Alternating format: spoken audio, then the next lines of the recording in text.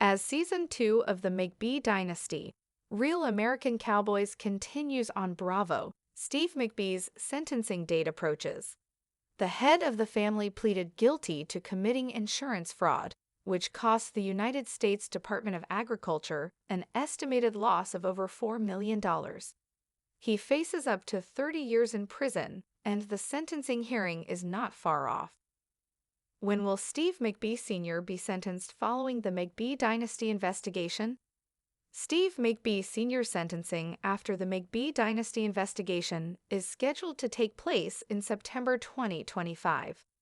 Meanwhile, Bravo fans are watching the rest of the McBees slowly learn about their father's legal troubles.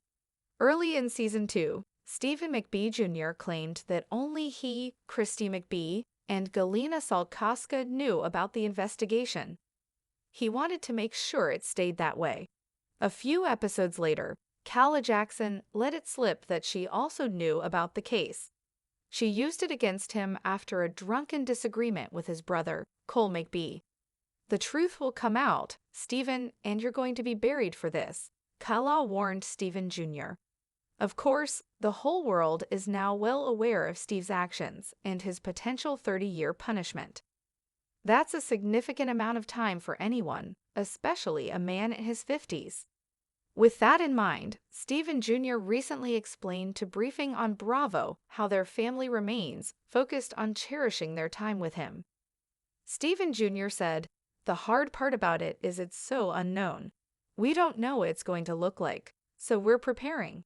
We're eating dinner together as a family with my dad, including my mom, driving up to the farm 3 to 4 nights a week, enjoying the time with the grandbabies.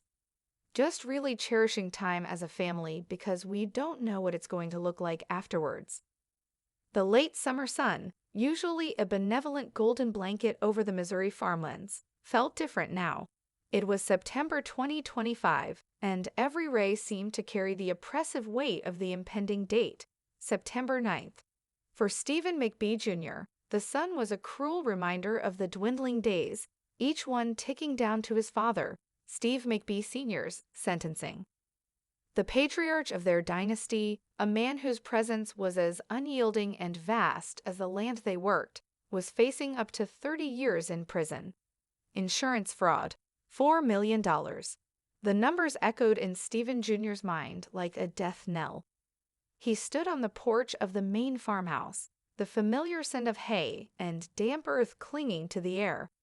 The vast expanse of their ranch, usually a source of pride and comfort, now felt like a stage for an unfolding tragedy.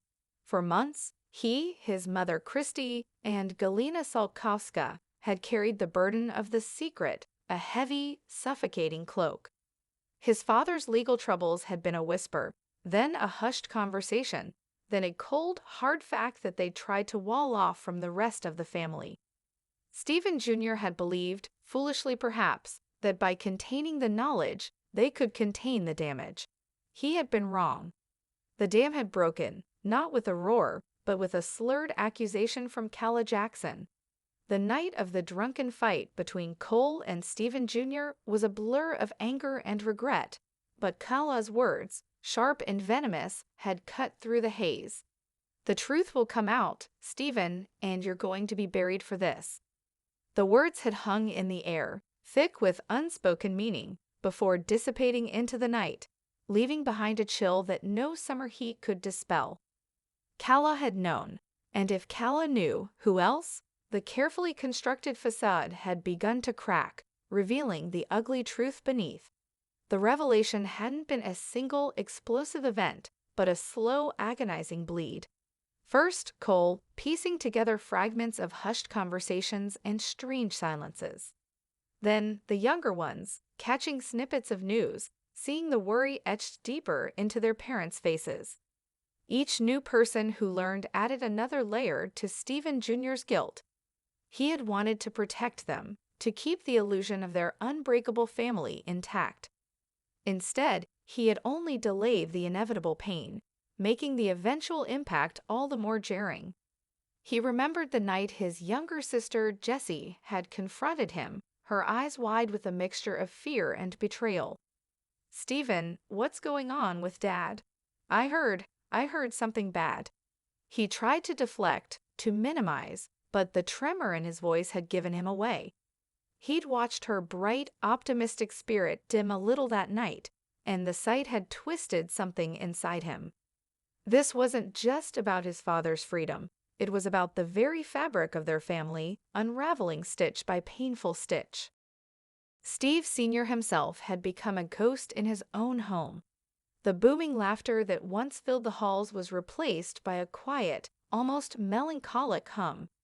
His shoulders, once broad and unyielding, seemed to carry an invisible weight. He spent more time in his study, the door often closed, the faint glow of a lamp visible late into the night.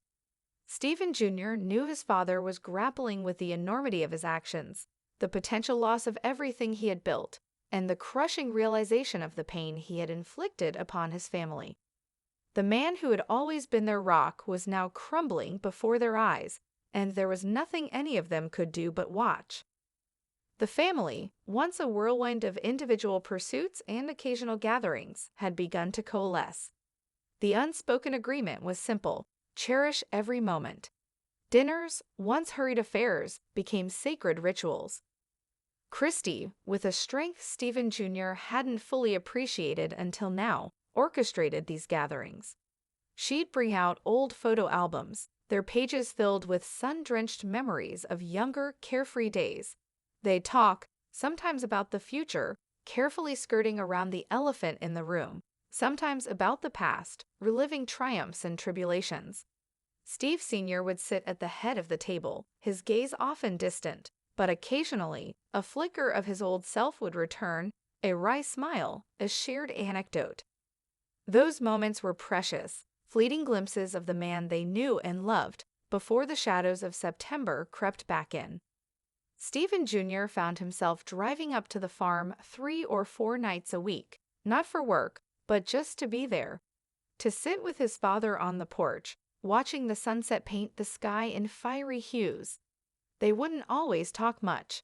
Sometimes it was just the comfortable silence of shared history, the creak of the porch swing, the distant lowing of cattle.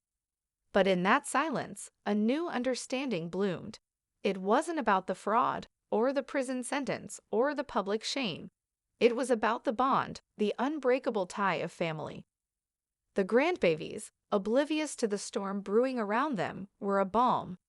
Their innocent laughter, their boundless energy, their sticky hugs, they were a reminder of life's simple joys, a stark contrast to the grim reality. Steve Sr. would light up when they toddled into the room, his face softening, his eyes losing their haunted look. He'd scoop them up, tell them stories, and for those brief moments, he was just Grandpa Steve, not the man facing 30 years. Stephen Jr. watched these interactions, a lump forming in his throat. These were the memories they were building, the precious moments they were hoarding, knowing that soon they might be all they had. Christy, ever the pragmatist, had started making lists. Things to do, people to see, arrangements to be made. Her efficiency was a stark contrast to the emotional turmoil, a necessary anchor in the rising tide of uncertainty. She spoke to lawyers, consulted with financial advisors, and tried to prepare for every conceivable outcome.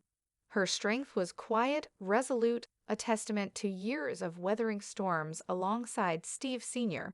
She was preparing for a future she desperately hoped would never come, but knew, deep down, was almost inevitable. Cole, after the initial shock and anger, had retreated into himself for a while, then emerged with a fierce protectiveness. He started spending more time on the ranch, taking on more responsibilities, as if trying to fill the void that would soon be left.